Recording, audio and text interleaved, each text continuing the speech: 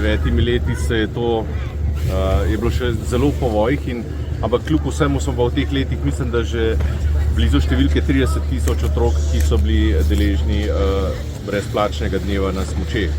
Vesel sem, da je tukaj zraven v zadnjih letih tudi nordijsko smučanje, torej tek na smučeh za eno generacijo prej, torej v tretji šolci, in pa potem, da se naslednje leto čim več otrok spozna tudi z alpskim smučanjem.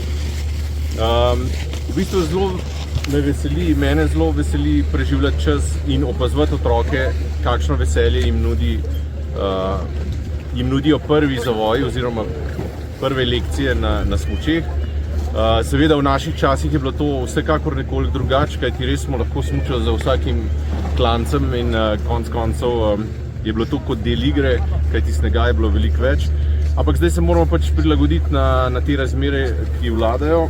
Jaz mislim, da nam to dobro gre in tudi, da je še vedno veliko centrov v Sloveniji, ki lahko ponudijo kvalitetno smučanje in to moramo tudi otrokom predstaviti. Imam sneg, smučanje, aktivnosti na snegu so že meni osebno ena od lepših stvari, predvsem takih, ki res dajo neko zadovoljstvo.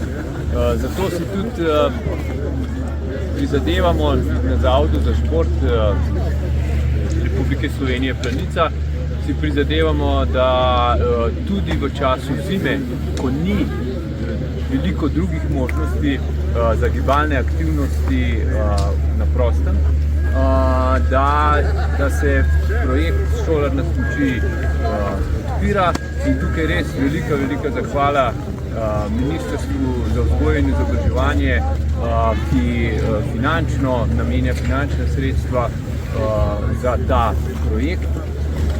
Jaz sem po novem letu vzel nekaj lažjega. Bukaj na koleno. Jaz sem po novem letu.